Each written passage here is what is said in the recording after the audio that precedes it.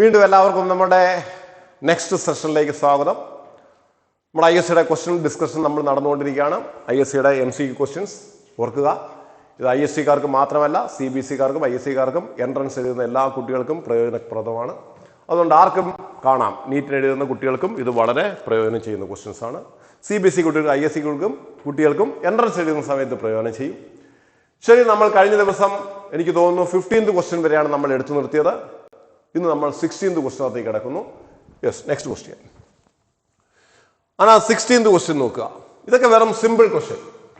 ഈ ഞാൻ സിമ്പിൾ എന്ന് പറയുമ്പോൾ നിങ്ങൾ മനസ്സിലിരിക്കരുത്, എനിക്ക് സിമ്പിൾ ആയിരിക്കും, ഞങ്ങൾക്ക് അത് സിമ്പിൾ അല്ല എന്ന് വിചാരിക്കരുത്. സിമ്പിൾ ക്വസ്റ്റ്യൻ ആണ്. ഇതിനകത്തുകൂടി കടന്നു പോകുന്ന കറണ്ടിന്റെ വാല്യൂ എത്രയെന്നാണ് question. What is a current through this? ഇതിനകത്തുകൂടി കടന്നു പോകുന്ന കറണ്ട് എത്ര? ഇതിനകത്തുകൂടി കടന്നു പോകുന്ന കറണ്ട് എത്രയാണെന്ന് ചോദിച്ചു കഴിഞ്ഞാൽ ഇതിന്റെ എഫക്റ്റീവ് റെസിസ്റ്റൻസ് കണ്ടുപിടിക്കാം. This 60 and 60 R in series, therefore 120. ഇവർ രണ്ടുപേരും കൂടി 120. ഈ 120യും 60യും കൂടെ parallel, therefore here R effective is equal to, when two resistors are connected in parallel, then R effective is equal to R1 R2 divided by R1 plus R2, that is 120 into 60 divided by 120 plus 60. That is, it is equal to 120 into 60 divided by 180. That is, it is equal to 40 ohm. Therefore, current through this circuit is equal to, current I is equal to 4 divided by 40. That is equal to 1 by 10. That is equal to 0.1 ampere. പക്ഷേ ഇവിടെ 1 by 10 ampere എന്ന് കൊടുത്തിരിക്കുന്നു. Therefore, answer is simple question. ഇത് വളരെ simple ആയിട്ടൊരു question ആണ്. അപ്പൊ അതുകൊണ്ട് നമ്മൾ ഇതിനകത്ത് കൂടുതൽ ഇത് നോക്കേണ്ട കാര്യമില്ല. ദെൻ നമ്മൾ അടുത്ത ക്വസ്റ്റ്യനകത്തേക്ക് കിടക്കുന്നു. Question number 17th question. A cell of EMF is connected to an external resistance R. The potential difference across the cell is V. The internal resistance of the cell will be. ഇവിടെ നന്നായിട്ട് ഈ question മനസ്സിലാക്കണം. എന്താണ് EMF, എന്താണ് terminal voltage, എന്താണ് external voltage, ഈ conditions നന്നായിട്ട് അറിയാവുന്നതിന് എന്താണ് ഇന്റേണൽ റെസിസ്റ്റൻസ് എന്ന് വെച്ച് കഴിഞ്ഞാൽ, ഒരു ഇന്റേണൽ റെസിസ്റ്റൻസ് എന്താണെന്ന് ഞാൻ പറയുന്നത്, ഒരു സെല്ലിനകത്തുകൂടി കറണ്ട് കടന്നു പോകുമ്പോൾ സെല്ലിനകത്ത് കൊടുക്കുന്ന ഒപ്പോസിഷന് പറയുന്ന പേരാണ് ഇന്റേണൽ റെസിസ്റ്റൻസ്. ഞാനൊരു സെല്ലാണെന്ന് എഴുതുക. ഞാൻ ഒരു സെല്ല് ഇങ്ങനെ നിൽക്കുന്നു, എൻ്റെ പോസിറ്റീവ് ടെർമിനൽ നെഗറ്റീവ് ടെർമിനൽ. ഞാൻ ആരുമായിട്ടും കണക്ഷൻ ഇല്ലാതെ ഇങ്ങനെ നിൽക്കുന്ന സമയത്ത് എനിക്ക് എക്രോസ് ആയിട്ട് കാണിക്കുന്ന വോൾട്ടേജിന് പറയുന്ന പേരാണ് EMF. ഒരു സെല്ല് മാത്രമായിട്ട് നിൽക്കുന്ന സമയത്ത് ആരെങ്കിലും ഇവിടെ വന്ന് ഇവന്റെ വോൾട്ടേജ് എത്രയാണെന്ന് മെഷർ ചെയ്താൽ അതിന് നമ്മൾ പറയുന്ന പേരാണ് EMF. ഈ സമയത്ത് ഈ സെല്ലിനൊരു ഇന്റേണൽ റെസിസ്റ്റൻസ് ഉണ്ട്, പക്ഷേ അതിന് എഫക്റ്റ് ഇല്ലാതെ. ഓർക്കുക, റെസിസ്റ്റൻസ് എന്ന് പറയുന്ന സാധനം എപ്പോഴും ഉണ്ടാവും. ആ റെസിസ്റ്റൻസിന് എഫക്റ്റ് ഉണ്ടാകണമെങ്കിൽ അതിനകത്തുകൂടി കറണ്ട് കടന്നു പോകണം. ഇങ്ങനെ ഒരു റെസിസ്റ്റൻസ് എടുത്ത് വെച്ച് കഴിഞ്ഞാൽ there is a resistance of 10 ohm. Okay, പക്ഷെ ഇയാൾക്ക് ഒരു ഗുണവുമില്ല. ഗുണമുണ്ടാകണമെങ്കിൽ ഇതിനകത്തുകൂടി കറണ്ട് കടന്നു പോകുന്ന സമയത്താണ് റെസിസ്റ്റൻസ് ആക്റ്റീവ് ആകുക. അതുപോലെ ഈ സെല്ലിനകത്ത് ഒരു EMF ഉണ്ട്, അതിനകത്തൊരു ഇന്റേണൽ റെസിസ്റ്റൻസ് ഉണ്ട്. ഈ ഇന്റേണൽ റെസിസ്റ്റൻസ് ഇപ്പോൾ എഫക്റ്റ് ഇല്ല, കാരണം ആ സെല്ലിനകത്ത് നിന്ന് കറണ്ട് പുറത്തേക്ക് സപ്ലൈ ചെയ്യുന്നില്ല, കറണ്ട് ഫ്ലോ ചെയ്യുന്നില്ല. അപ്പോൾ ഒരു എക്സ്റ്റേണൽ റെസിസ്റ്റൻസ് R ഇവിടെ വന്ന് നിന്നിട്ട് ചോദിക്കുകയാണ്, സെല്ല് തൻ്റെ കയ്യിൽ എത്ര വോൾട്ടേജ് ഉണ്ട്? ഉടനെ നമ്മുടെ സെല്ല് പറയും, എൻ്റെ കയ്യിൽ 20 വോൾട്ട് ഉണ്ട്. ഇതിന് പറയുന്ന പേരാണ് EMF. ഇതാണ് EMF.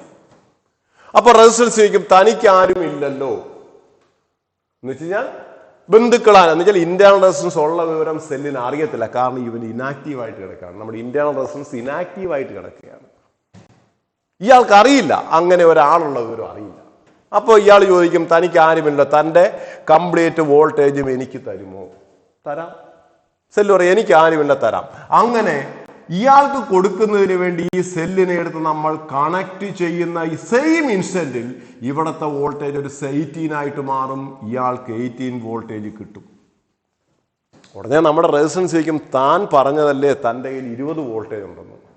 സെല്ല് പറയാതെ, എന്നിട്ട് താൻ എനിക്ക് 18 വോൾട്ട് അല്ലേ തന്നുള്ളൂ, ബാക്കി 2 വോൾട്ട് എവിടെ പോയി? ഉടനെ നമ്മുടെ സെല്ല് പറയുന്നൊരു കാര്യമുണ്ട്, എൻ്റെ അകത്ത് ഒരു ഇന്റേണൽ റെസിസ്റ്റൻസ് ഉണ്ടായിരുന്നു, ഞാൻ അറിഞ്ഞില്ല.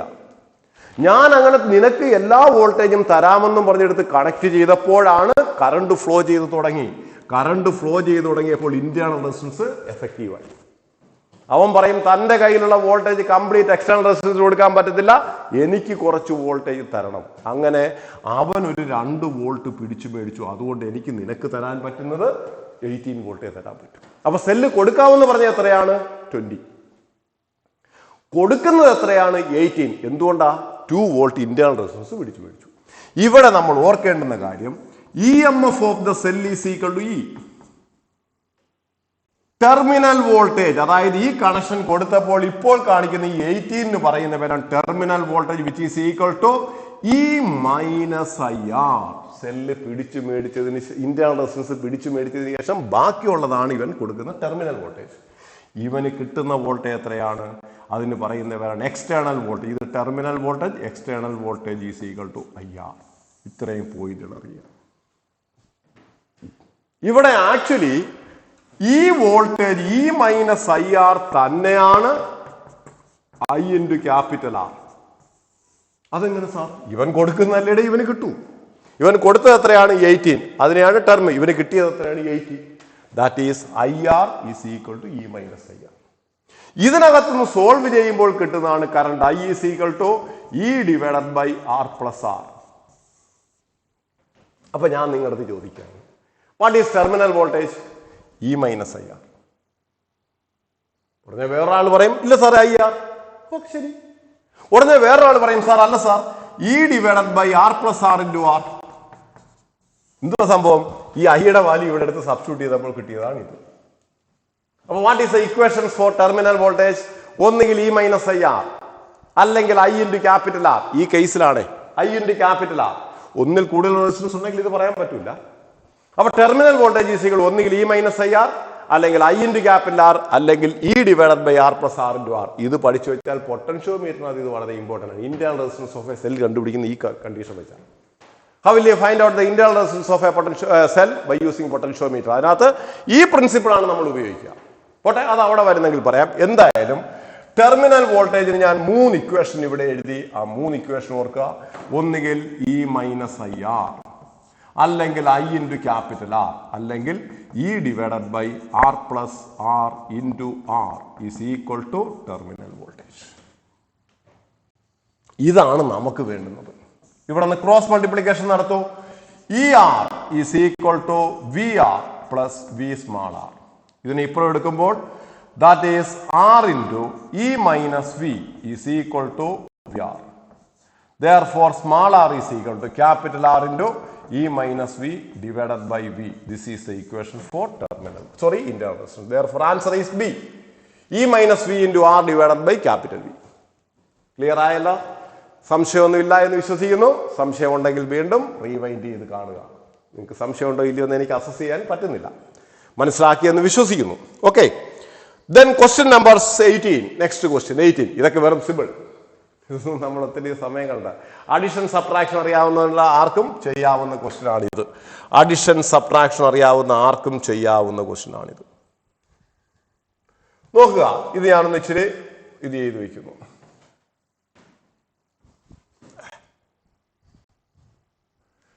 ഈ ക്വസ്റ്റ്യൻ നോക്കുക. ഇതിലെ വരുന്നത് നമ്മളിവിടെ ഉപയോഗിക്കുന്ന കംപ്ലീറ്റ് കിർച്ചോഫിന്റെ current law. Algebraic sum of the current meeting at a point is equal to 0. ഒരു പോയിന്റിൽ മീറ്റ് ചെയ്യുന്ന കറണ്ടുകളുടെ ഓൾജിബ്രായിക് സം 0 ആയിരിക്കണം. വന്നു ചേരുന്ന കറണ്ടുകളെ പോസിറ്റീവായിട്ട് എടുത്താൽ പുറത്തേക്ക് പോകുന്ന കറണ്ടുകളെ നെഗറ്റീവായിട്ട്. ഓർക്കുക, ഇവിടെ 2 കറണ്ടുകൾ എത്തിച്ചേരുന്നു 4, 2. അപ്പോൾ ഇതിലെ വരുന്ന കറണ്ട് 6 ആംപിയർ ആയിരിക്കണം. 4 + 2 6. ഈ 6 ആംപിയറിൽ ഇങ്ങോട്ടേക്ക് 1 ആംപിയർ പോയാൽ ഇങ്ങോട്ടേക്ക് വരുന്നത് 5 ആംപിയർ കറണ്ട് ആയിരിക്കണം. ആ 5 ആംപിയർ കറണ്ടിനകത്ത് 1.3 ഇങ്ങോട്ടേക്ക് പോയി കഴിഞ്ഞാൽ ബാക്കി current 5 minus 1.3 that is equal to 3.7 ampere. This is the equation for current. Therefore answer is B. Very simple question. Okay, Kirchhoff's current law. അടുത്തത് ക്വസ്റ്റ്യൻ നമ്പർ 19. 19ാമത്തെ question. N identical cells, each of EMF E and internal resistance small r are connected in parallel. An external resistance capital R is connected in series to the combination. The current through R is. ഓർക്കുക, നമ്മൾ ഈ ക്വസ്റ്റ്യനകത്ത് നമ്മളൊന്ന് പറഞ്ഞു, ഒരു cell അതിന്റെ EMF E ആണ്, അതിന്റെ internal resistance എന്ന് പറയുന്നത് സ്മാൾ r. ഇതുപോലെയുള്ള n ഐഡന്റിക്കൽ സെല്ലുകളെ എടുത്ത് നമ്മൾ പാരലലായിട്ട് കണക്ട് ചെയ്യുന്നു. അതിന് അക്രോസ് ആയിട്ട് നമ്മൾ എന്ത് ചെയ്യുന്നു? ഒരു എക്സ്റ്റേണൽ റെസിസ്റ്റൻസിനെയും എടുത്ത് നമ്മൾ കണക്ട് ചെയ്യുന്നു. ഈ എക്സ്റ്റേണൽ റെസിസ്റ്റൻസിനകത്തുകൂടി കടന്നു പോകുന്ന കറണ്ട് എത്രയെന്നാണ് നമ്മുടെ ഇവിടുത്തെ ക്വസ്റ്റ്യൻ. അപ്പോൾ നമ്മൾ ഇവിടെ ആലോചിക്കേണ്ട condition, when cells are connected in parallel, സെല്ലുകളെ നമ്മൾ പാരലലായിട്ട് കണക്ട് ചെയ്യുന്ന സമയത്ത് net EMF is equal to E. Parallel combination voltage remains A constant. അതുകൊണ്ട് ഇവിടെ net EMF is equal to E ആണ്. എന്നാൽ ആർ ആർ ആർ ആർ ഈ റെസിസ്റ്റൻസുകളെല്ലാം പാരലായിട്ട് വരുന്നതുകൊണ്ട് total internal resistance is equal to R by N. n identical cells are connected in parallel, then effective resistance is equal to R by N. ഇനി ഓർക്കേണ്ടത്, ഇത്രയും നമ്മൾ എഴുതിയതിന്റെ അർത്ഥം എന്താണെന്ന് അറിയാമോ? ഇത്രയും സെല്ലുകൾ നമുക്ക് റീപ്ലേസ് ചെയ്ത് ഈ കണ്ടീഷൻ വെക്കാം. That is the whole cells are replaced by a single cell of EMF E and internal resistance R by N, which is connected to an external resistance capital R. ഇതാണ് അതിന്റെ condition. അപ്പോൾ നമ്മൾ ആലോചിക്കണം, ഇത് connect ചെയ്യുമ്പോൾ current ഇതിനകത്തുകൂടി ഇങ്ങനെ വന്ന് ഇങ്ങനെ ഫ്ലോ ചെയ്യും. സെയിം കറണ്ട് കടന്നു പോകുന്നതുകൊണ്ട് capital R and R by N R in series കണക്ഷന്റെ പ്രത്യേകത എന്താണ്? ഒരേ കറണ്ട് തന്നെയാണ് റെസിസ്റ്റൻസ് അതില്ലാത്തതിനകത്തുകൂടി കടന്നു പോകുന്നതെന്നുണ്ടെങ്കിൽ കറണ്ടിന് ഡിവിഷൻ നടക്കാതെ സെയിം കറണ്ട് ഫ്ലോ ചെയ്തു പോവുകയാണെങ്കിൽ ആ റെസിസ്റ്റൻസുകളെല്ലാം സീരീസിലായിരിക്കും. കറണ്ടിന് ഡിവിഷൻ നടക്കുകയാണെങ്കിൽ അവർ പാരലായിരിക്കും. അപ്പൊ ഇവിടെ കറണ്ടിന് ഡിവിഷൻ നടക്കുന്നില്ല, അതുകൊണ്ട് R by N and capital R R in series. Therefore net resistance is equal to എന്ത് പറയാം? Capital R plus R by N. Therefore, current through this circuit I is equal to net EMF divided by net resistance, that is equal to E divided by R plus R by N. LCM എടുക്കുമ്പോൾ that is equal to E divided by NR plus small r into N. Therefore, current I is equal to NE divided by NR plus R. ഇവിടെ ഒരു കാര്യം കൂടി ഞാൻ പറയുന്നു, ഈ സർക്യൂട്ടിൽ കൂടി കടന്നു പോകുന്ന കറണ്ട് മാക്സിമം ആകണമെങ്കിൽ current through the circuit is maximum or power maximum, കറണ്ടോ പവറോ മാക്സിമം ആവണമെങ്കിൽ capital R should be equal to R by N. Total internal resistance is equal to total external resistance, then that is a condition for maximum power. That is called maximum power transfer theorem. ഒരു theorem ഉണ്ട്, അത് നിങ്ങൾക്ക് പഠിക്കാനില്ല, പക്ഷെ ഓർത്തിരിക്കുക, ഇതൊക്കെ എൻട്രൻസിന് ചോദിക്കാം. What is a condition for maximum current? That is total internal resistance is equal to total external resistance. This is a condition for maximum power or maximum current. അപ്പോൾ നമ്മുടെ ക്വസ്റ്റ്യനകത്തേക്ക് വരൂ. നമ്മുടെ ക്വസ്റ്റ്യനകത്ത് answer NE divided by NR plus R. ഒരു answer ഇതാണ് B. Answer B ആണ്, NE divided by NR plus R. This is a condition for condition for current. കറണ്ടിനുള്ള കണ്ടീഷൻ. അങ്ങനെ ക്വസ്റ്റ്യൻ നമ്പർ 19 കഴിഞ്ഞു. Then question number 20. ഇതും വളരെ simple question. എന്തുകൊണ്ട് simple question നോക്കൂ. In the circuit shown in figure below is used to compare the EMF of two cells. Comparison of EMF. നമ്മൾ അവിടെ പഠിക്കുന്ന ഒരു കണ്ടീഷൻ ഉണ്ട്, EMF of the cell connected in the secondary circuit is directly proportional to balance length. ഇത് മറന്നു പോകരുത്. ഇവിടെ നമ്മുടെ സെക്കൻഡറി സർക്യൂട്ട് എന്ന് പറയുന്നത് ഇതാണ് പ്രൈമറി സർക്യൂട്ട്. ഇത് പ്രൈമറി. ഈ സർക്യൂട്ടിന് നമ്മൾ പറയുന്നവരാണ് സെക്കൻഡറിയിൽ കണക്ട് ചെയ്യുന്ന സെല്ലിന്റെ EMF കൂടുതലാണെങ്കിൽ ബാലൻസ് ലെങ്ത് കൂടുതലായിരിക്കും. ഇവിടെ ബാലൻസിംഗ് ലെങ്ത് എന്ന് പറയുന്നത് A മുതൽ C വരെ. ഇത്രയും മനസ്സിലിടുക. ഇതുണ്ട് here E1 and E2 where E2 is greater than E1. The null point is at C when the galvanometer is connected to E1. E1 connect ചെയ്യുമ്പോൾ galvanometer balance length L ആണ്, AC ആണ്. ഈ സെല്ലിന് when the galvanometer is connected to E2, ഇവിടെ ഈ connection വിട്ടതിന് ശേഷം ഇതിനെ ഇങ്ങോട്ടേക്ക് എടുത്ത് കണക്ട് ചെയ്യുകയാണെങ്കിൽ എന്ത് സംഭവിക്കുമെന്നാണ് ക്വസ്റ്റ്യൻ. ഇതിനെ നമ്മൾ റിമൂവ് ചെയ്തിട്ട് ഈ കണക്ഷനെ ഇങ്ങോട്ട് വെച്ചാൽ എന്ത് സംഭവിക്കും? E2 കണക്ട് ചെയ്യുമ്പോൾ EMF കൂടുമ്പോൾ ബാലൻസിൽ എന്ത് കൂടണം? അതിന്റെ അർത്ഥം നൾ പോയിന്റ് സിയിൽ നിന്നും ബിയിലേക്ക് മൂവ് ചെയ്യും. Therefore answer is the null point will be to the right of C. സിയുടെ റൈറ്റിലേക്ക് മാറി ഇവിടെ നിന്ന് ഇങ്ങോട്ടേക്ക് ബാലൻസ് EMF കൂടുതലായതുകൊണ്ട് ബാലൻസ് ലെങ്ത് കൂടും. Okay, that is question number 20. അടുത്ത ക്വസ്റ്റ്യനകത്തേക്ക് വരാം. Question number 21. എന്താ 21st ക്വസ്റ്റ്യൻ പറഞ്ഞിരിക്കുക? Figure 10 given below shows a graph of EMF generated by the by an AC generator versus time. What is the frequency of the EMF? Simple question. ഒരു complete oscillation എടുക്കുന്ന ടൈമിന് പറയുന്ന പേരാണ് period. Here period is equal to 0.1 second. Therefore frequency is equal to 1/t, that is equal to 1/0.1, that is equal to 10 hertz. Therefore answer is equal to 10 hertz. ഒരു complete oscillation എടുക്കുന്ന ടൈമിന് പറയുന്ന പേരാണ് period. പീരീഡിന്റെ value ഇവിടെ കൊടുത്തിട്ടുണ്ട് 0.1, കാരണം t സെക്കൻഡ്സിലാണ്. Simple question. ഇത് ആംപ്ലിറ്റ്യൂഡാണ്. Amplitude is equal to 200. That is amplitude E0 is equal to 200. അതൊന്നും നമുക്ക് ഇവിടെ ആവശ്യമില്ല. ഓക്കെ. ദെൻ ക്വസ്റ്റ്യൻ നമ്പർ 22, 22ാമത്തെ question. If ME and tau and N respectively represents the mass charge, average relaxation time and density of the electron density, then what will be the resistance of a wire of length L and area cross section A? അതൊക്കെ standard ഫോമാണ്, പഠിച്ചു വയ്ക്കണം. Resistance of a conductor R is equal to ML divided by N E square A tau. This is the equation. Where M is the mass of the electron, L is the length of the conductor, A is the area cross section of the conductor, N is the number of electron density, E is the charge of electron, and tau is the relaxation time or collision time. ഇതിനാണ് ഒരു കാര്യം ഓർക്കുക, resistivity raw ആണെങ്കിൽ M divided by N E square tau, എയും എല്ലും കളയണം. Here M and E are two constants. M ഉം E യും രണ്ട് കോൺസ്റ്റന്റുകളാണ്.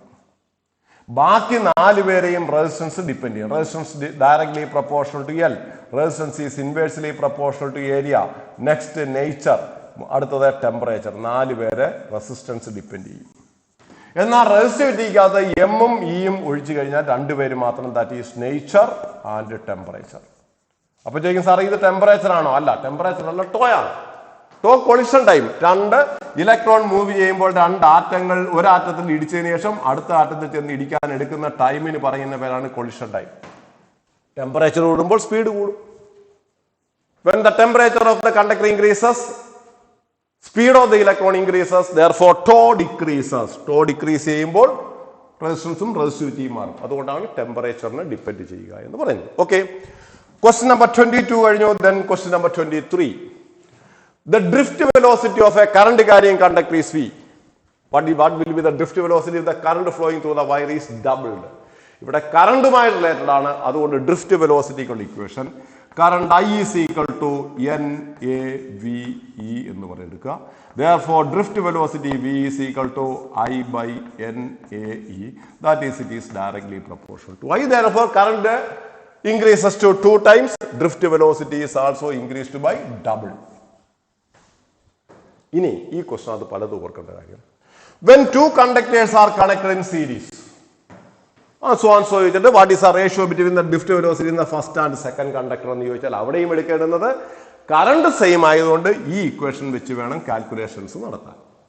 എന്നാൽ when 2 conductors are connected in parallel എന്നാണ് പറയുന്നതെങ്കിൽ വോൾട്ടേജിന്റെ ടേമിലുള്ള ഇക്വേഷൻ ഉപയോഗിക്കണം. What is the equation for drift velocity in terms of voltage? That is drift velocity V is equal to EV tau divided by ML, where E is the charge of the electron, M is the mass of the electron, V is the potential difference, L is the length of the conductor, and tau is the collision time. അതാണ് നമുക്ക് drift velocity in terms of potential ഡിഫറൻസിനുള്ള equation EV tau divided by ML. Okay, മറന്നു പോകരുത്. അപ്പൊ അവിടെ വരികയാണെങ്കിൽ ഈ conditions വെച്ചുകൊണ്ട് വേണം റേഷ്യോ ഒക്കെ കണ്ടുപിടിക്കാൻ. പാരലായിട്ട് കണക്ട് ചെയ്യുക, സീരീസിൽ കണക്ട് ചെയ്യുകയാണെങ്കിൽ കറണ്ട് സെയിം ആയതുകൊണ്ട് കറണ്ടിന്റെ ടൈമിലുള്ള ഇക്വേഷൻ വേണം നമ്മൾ ഉപയോഗിക്കാൻ. ഓക്കെ, അതൊക്കെ വേറെ ക്വസ്റ്റ്യൻസ് വരുന്ന സമയത്ത് നമുക്ക് പറയാം. Then question number 24th question. The resistance of a wire is turned on. It is stretched so that its length becomes 4 times. What will be the new resistance of the wire? ഓർക്കുക, അത് ഒരു standard form പഠിച്ചു വെക്കേണ്ടതാണ്. Normal condition resistance is directly proportional to L ആണ്. In normal condition resistance is directly proportional to L. Stretch ചെയ്താൽ, ഞാൻ എൻ്റെ explanation അകത്ത് ഞാൻ പറയുന്നു, വീണ്ടും പോകുന്നില്ല. സ്ട്രെച്ച് ചെയ്യുകയാണെങ്കിൽ resistance R is directly proportional to L square എന്ന് വരും. സ്ട്രെച്ച് ചെയ്യുമ്പോൾ സാധാരണ കേസിൽ പറയാണ് length of a conductor is doubled, resistance is also doubled. Length of a conductor is tripled, resistance is also tripled, no doubt. പക്ഷേ length of a conductor is doubled by stretching. വലിച്ച് ഞാൻ length double ആക്കി, then resistance 4 times ആവും. Length ഞാൻ stretch ചെയ്ത് 3 times ആക്കി, resistance 9 times ആവും. Stretch ചെയ്ത് ഞാൻ ലെങ്ത് 4 times ആക്കി, റെസിസ്റ്റൻസ് 16 times ആവും. അതാണ് ഈ പറഞ്ഞതിന്റെ അർത്ഥം. അതിനൊരു ഡെറിവേഷൻ ഉണ്ട്, ഞാൻ ആ ഡെറിവേഷനകത്തേക്ക് പോകുന്നില്ല. Therefore, new resistance R dash is proportional to 4L the whole square. Therefore, R divided by R dash is equal to 1 by 16. For R dash is equal to 16 into R. Here initial R is equal to 10 ohm. Therefore, it is equal to 16 into 10. That is equal to 160 ohm. That is the answer. Therefore, answer is 160 ohm B. ഒരിക്കൽ ചോദിച്ചൊരു question ഞാൻ പറഞ്ഞുതരാം. ഒരിക്കൽ ചോദിച്ചൊരു question, ഇതുപോലൊരു question ആണ്. The resistance of a conductor is equal to 15 ohm. എൻട്രൻസിന് ചോദിച്ച ക്വസ്റ്റ്യൻ ആണ് ഞാൻ പറയുന്നത്. Resistance of a conductor is 15 ohm. Stretch ചെയ്ത് ഇതിന്റെ ലെങ്ത് ഡബിൾ ചെയ്തു. സ്ട്രെച്ച് ചെയ്ത് അതിന്റെ ലെങ്ത് ഡബിൾ ചെയ്തു. എന്നിട്ട് ആ കണ്ടക്ടറിനെ രണ്ടായിട്ട് മുറിച്ചു. സ്ട്രെച്ച് ചെയ്തതിനു ശേഷം രണ്ടായിട്ട് മുറിച്ച് പാരലായിട്ട് കണക്ട് ചെയ്തു. What is A new resistance? Question പോകുന്ന പോക്കുണ്ടോ? അപ്പോൾ 15 ohmനെ സ്ട്രെച്ച് ചെയ്ത് ഡബിൾ ചെയ്യുമ്പോൾ new resistance R dash is equal to 2 square into 15. That is equal to 4 into 15. ഓർക്കുക, സ്ട്രെച്ച് ചെയ്യുമ്പോൾ R dash is equal to n square R എന്നാണ് എടുക്കുക. where n is a factor by which the length is increased. എത്ര times? 2 times ആണെങ്കിൽ 2 square into R, 3 times ആണെങ്കിൽ 3 square into R, 4 times ആണെങ്കിൽ 4 square into R. അപ്പൊ ഇവിടെ 2 square into 15 ആയതുകൊണ്ട് 4 into 15 that is it is equal to 60 ohm. ഈ കണ്ടക്ടറിനെ രണ്ടായിട്ട് മുറിച്ചു. അപ്പൊ നമ്മൾ ആദ്യത്തെ കണ്ടക്ടറിന്റെ ലെങ്ത് ഇതാണ്. ഇവനെ വലിച്ചു നീട്ടിയപ്പോൾ ഇവന്റെ റെസിസ്റ്റൻസ് 60 ആയി, ഇത് 50. ഇനി ഇതിനെ രണ്ടായിട്ട് നമ്മൾ മുറിക്കുമ്പോൾ ഇവരുടെ റെസിസ്റ്റൻസ് 30 ആയി. ഇവരെ രണ്ടുപേരെയും കൂടെ പാരലായിട്ട് കണക്ട് ചെയ്താൽ എഫക്റ്റീവ് റെസിസ്റ്റൻസ് എത്ര എന്നാണ്. That is R effective is equal to 30 divided by 2. That is equal to 15 ohm. പഴയ ആൻസർ തന്നെ വന്നു. ഉണ്ടാ ക്വസ്റ്റ്യൻ പോകുന്ന പോക്ക് കണ്ടോ? A conductor of resistance 15 ohm is stretched so that its length is doubled. Then it is divided into and connected in parallel. What is a new resistance എന്നാണ് question. That is answer is again 15 ohm. Okay. മനസ്സിലായി എന്ന് വിശ്വസിക്കുന്നു. അടുത്ത ക്വസ്റ്റ്യനകത്തേക്ക് നമ്മൾ question number 25. ഇത് നമ്മുടെ ampere circuital തിയറമാണ് ഈ കിടക്കുക. What is the angle between the current and സത്യമായി ഇതൊരു മണ്ടത്തരത്തിലെ ക്വസ്റ്റ്യൻ പോലെയാണ് നമുക്ക് തോന്നുന്നത്. കാരണം അവിടെ എലമെന്റ് വരച്ചു വെച്ചിട്ടുണ്ട്, ബിയുടെ ഡയറക്ഷനും വരച്ചു വെച്ചിട്ടുണ്ട്. നോക്കിയാൽ ഇങ്ങനെയാണ് വരച്ചു വെച്ചിരിക്കുക. എന്നിട്ട് നമ്മൾ ഇങ്ങനെ ഒരു കണ്ടക്ടറിനെ വരച്ചു വെച്ചിരിക്കുന്നു. എന്നിട്ട് ഇവിടെ നിന്ന് ഇങ്ങോട്ടേക്ക് ഒരു ലൈൻ വരച്ചിരിക്കുന്നു.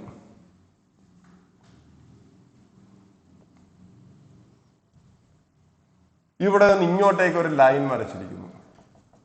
എന്നിട്ട് ഇവിടെ ഒരു എലമെന്റ് വരച്ചു വെച്ചിട്ടുണ്ട്. എലമെന്റ് വരച്ചു വെച്ചിരിക്കുന്നു. അത് കഴിഞ്ഞ് ബിയുടെ ഡയറക്ഷനും വരച്ചു വെച്ചിരിക്കുന്നു. എന്നിട്ട് ചോദിക്കുന്നു ബിക്കും ഡി എല്ലിനും ഇടയിലുള്ള ആംഗിൾ എത്രയെന്നാണ് ക്വസ്റ്റ്യൻ. ബിക്കും ഡി എല്ലിനും ഇടയിലുള്ള ആംഗിൾ എത്രയാ? 0. Therefore, the parallel to each other.